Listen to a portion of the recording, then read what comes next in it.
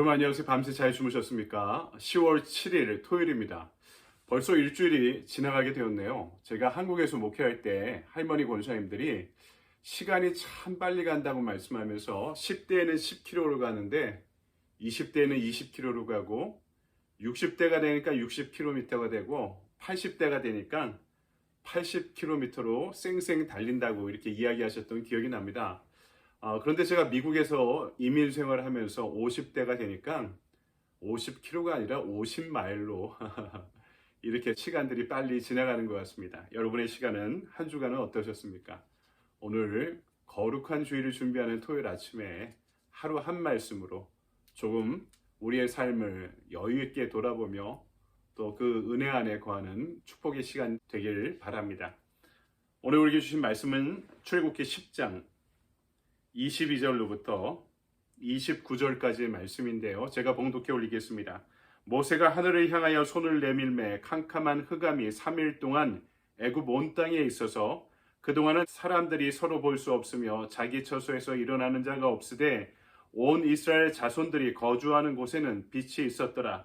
바로가 모세를 불러서 이르되 너희는 가서 여호와를 섬기되 너희의 양과 소는 머물러 두고 너희 어린 것들은 너희와 함께 갈지니라. 모세가 이르되 왕이라도 우리 하나님 여호와께 드릴 제사와 번제물을 우리에게 주어야 하겠고 우리의 가축도 우리와 함께 가고 한 마리도 남길 수 없으니 이는 우리가 그 중에서 가져다가 우리 하나님 여호와를 섬길 것임이며 또 우리가 거기에 이르기까지는 어떤 것으로 여호와를 섬길는지 알지 못함이니이다 하나 여호와께서 바로의 마음을 완악하게 하셨으므로 그들 보내기를 기뻐하지 아니하고 바로가 모세에게 이르되 너는 나를 떠나가고 스스로 삼가 다시 내 얼굴을 보지 말라. 내가 내 얼굴을 보는 날에는 죽으리라. 모세가 이르되 당신이 말씀하신 대로 내가 다시는 당신의 얼굴을 보지 아니하리이다. 아멘. 주님의 말씀입니다. 주님께 감사드립니다. 오늘 이 시간에는 우리에게 주신 말씀 가지고 누가 참된 신인가 라는 제목으로 하나님의 말씀을 증거하도록 하겠습니다. 계속되는 재앙 속에서 바로의 체제와 하나님 사이에서 그리고 바로와 모세 사이에서 줄다리기가 계속 이어지고 있습니다. 하나님께서 바로의 마음을 완악하게 만드셔서 이스라엘에게 자유를 주지 않으려는 마음을 지속시키고 계십니다. 결과적으로 지금 그의 명성과 권력에 금이 가기 시작합니다. 절대 군주 밑에 있는 신하들이 이 사태에 대해서 우려를 보내기 시작합니다. 전에 모세의 흉내를 내던 마술사들이 이제는 더 이상 등장하지 못하고 있습니다. 이제는 더 이상 그들의 영역이 아니었기 때문입니다. 그런데 오늘 9번째 재앙, 흑암의 재앙이 애굽에 내려지죠. 이제 바로가 동요하고 흔들리기 시작합니다. 왜 그럴까요? 바로는 태양신입니다. 빛의 신입니다. 또 태양과 빛의 신의 자녀입니다. 아들입니다. 그런데 그 빛이 힘을 잃어버렸기 때문입니다. 마침내 바로가 모세를 불러 백성들에게 제한적인 자유를 주겠다고 이야기하죠. 모든 가축은 두고 사람들만 가라 하는 제한적인 자유를 허락합니다. 하지만 하나님을 예배할 자유를 위해서 그동안 저항해왔던 모세는 이 제안을 받아들이지 않고 굴복하지 않습니다. 모든 가축도 데려가겠다 이렇게 선언하죠. 오늘 말씀은 먼저 빛을 잃어버린 거짓 태양을 우리에게 알리고 있죠. 모든 것이 하나님으로부터 시작되었다. 어제 고린도전서에 있는 바울의 고백을 함께 나눴었는데요. 그렇죠. 모든 것이 하나님의 주권 안에 있습니다. 우주의 섭리도 인간의 역사도 마찬가지죠. 그런데 인간이 그 하나님의 섭리의 일부를 자신의 권력을 위해 가져오고 있습니다. 바로가 그렇습니다. 바로의 국가와 바로의 체제가 그렇습니다. 자신의 권력을 절대화하기 위해서, 합리화하기 위해서, 자신의 지배 체제를 공고하게 만들기 위해서 자신의 모든 것이 태양으로부터, 빛으로부터 시작되었다라고 말하고 있었던 것이죠. 참신이 아닌 자가 참신을 자처하고 있습니다. 피조물에 불과한 자가 창조들을 대체하려고 하고 있습니다. 오늘 흑암의 재앙은 누가 참된 신인가 하는 것을 물으면서 진행되는 이 싸움의 현장에서 분명한 해답이 무엇인지를 제시하고 있습니다. 그런데 여러분, 오늘 애굽에 내린 이 흑암은요, 그냥 구름이 달을 가려 생기는 그런 종류의 자연적인 흑암이 아니라 초자연적인 흑암이었습니다. 오늘 말씀은 이것을 무서운 재앙, 호시크 아펠라, 무서운 흑암이다라고 명명하고 있습니다. 이사야는 장차 올 심판에 대해서 이렇게 묘사합니다. 이사야서 5장 30절, 그날에 그들이 바다 물결 소리같이 백성을 향하여 부르짖으리니 사람이 그 땅을 바라보면 흑암과 고난이 있고 빛은 구름에 가려서 어두우리라. 빛이 떠나버린 심판과 재앙의 현장에 대해서 묘사하고 있죠. 이 9번째 재앙 앞에서 바로는 두려움에 떨기 시작합니다. 왜냐하면 이 무서운 흑암은 애굽 사람들이 최고의 신으로 숭배하던 태양신이 갖고 있던 무력함을 그대로 드러내주고 있기 때문입니다. 자신의 세계관이 무너지고 있습니다. 황제로서의 권력이 무너지고 있습니다. 정체성이 무너지고 있고 잘못하면 국가가 무너질 수 있는 위기가 도래한 것이죠. 인간은 결국 하나님 없이 할 수 있는 것이 아무것도 없다는 사실을 이 바로의 두려움이 우리에게 보여주고 있는 것입니다. 23절을 볼까요? 그동안은 사람들이 서로 볼 수 없으며 자기 처소에서 일어나는 자가 없으되 온 이스라엘 자손들이 거주하는 곳에는 빛이 있었더라. 아멘. 애굽 사람이 볼 수 없었다. 심지어 자기들의 집안에서 처소에서 일어나 활동할 수도 없었다. 이렇게 이야기합니다.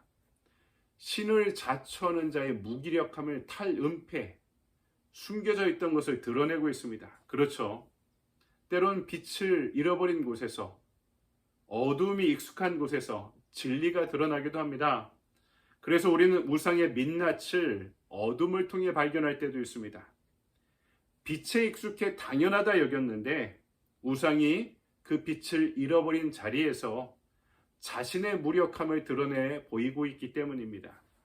그래서 여러분, 우리는 제대로 봐야 됩니다. 잘 봐야 됩니다. 신을 자처하고 신을 대체하려는 이 시대의 우상이 무엇인지, 그들의 정체가 무엇인지, 그들에게 빛이 있는지 진리가 있는지, 그들의 무력함을 깨달을 때 우리는 우상이 아니라 하나님을 바라보게 됩니다. 반대로 우리가 주님만을 바라보게 될 때 우상의 정체를 판단하고 분별할 수 있게 됩니다.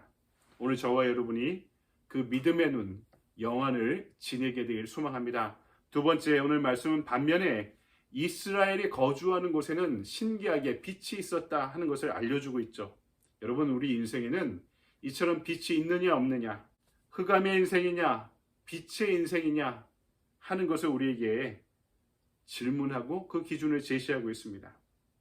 하나님께서는 흑암을 통해 애굽과 이스라엘을 구분하십니다.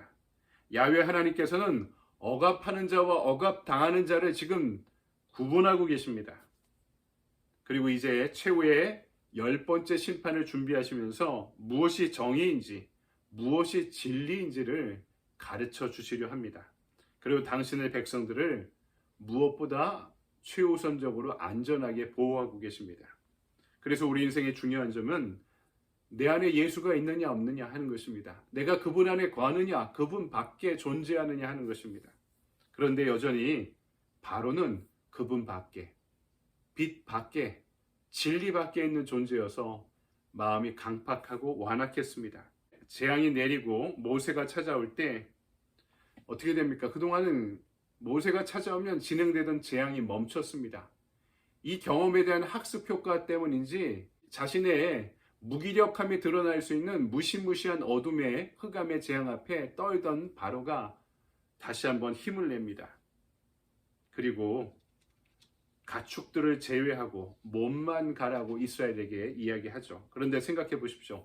재물 없는 제사가 가능할까요? 이스라엘에 대해서 누구보다 잘 알고 있던 바로가 이렇게 명령한 것은 실제로 하나님께 제사 드리지 말라는 아주 간교한 처사였습니다. 이로써 오늘 말씀은 그 결론을 명백하게 드러내고 있죠. 누가 참된 신인가? 하나님의 백성에게 빛이 있고 바로와 그들의 백성에겐 빛이 없습니다. 하나님의 백성들은 보호받고 있고 바로의 백성들은 바로와 함께 심판당하고 있습니다. 하나님에겐 진리가 있고 바로에겐 진리가 없습니다. 이로써 모든 것이 명확해지기 시작하고 있습니다. 여러분, 말씀을 정리합니다. 분별해야 합니다. 누가 참된 신인가? 누가 우상인가? 어디가 빛의 영역이고 어디가 흑암의 영역인가? 내 안에 여전히 어두운 곳은 있지 않은가? 오늘 이 말씀의 은혜를 묵상하면서 내 삶의 모든 영역을 비추고 계시고 인류의 역사를 비추고 계시고 우주를 비추고 계신 주님의 은총의 비단에 거해야 하는 것입니다. 그리고 은혜 안에 진리 안에 살아가는 나의 빛을 세상에 나눠줄 수 있어야 됩니다. 진리를 드러내고 어둠을 폭로하는 길, 하나님을 따르며 바로의 체제에 저항하는 길, 이것이 오늘 우리가 걸어가야 될 신앙의 기름을 잊지 않는 저와 여러분의 하루 되기를 주님의 이름으로 간절히 축원드립니다. 적용의 질문을 볼까요? 오늘 내 삶 속에서 영적인 흑암과 같은 영역이 남아있지 않습니까? 어둠의 정체를 드러내고 비단에 살아가기 위해 오늘 내가 실천해야 할 일은 무엇입니까?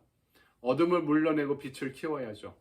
그런데 이 빛은 나눠줄수록 더 환해지고 찬란해지고 널리 확산되는 빛입니다. 내 안에 진리가 있는지 빛이 있는지 여러분 내 삶을 생각해 보십시오. 내 안에서 주님과의 친밀한 교제만이 이 빛을 키우고 성령 안에 성령의 비단에 살아갈 수 있는 유일한 길입니다. 오늘 액션 플랜은 내 안에 있는 진리의 빛을 전하기입니다. 빛이 필요한 이들에게 그 빛을 나눠줍시다. 빛이 무엇입니까? 그것은 진리이고 은혜이고 생명입니다. 내가 가진 그것들을 나눠주는 가운데 그 빛이 은혜와 진리가 생명이 내 안에서도 더욱더 충만하게 역사하는 그렇게 살아갈 수 있는 복된 하루 보내십시오. 여러분 감사합니다.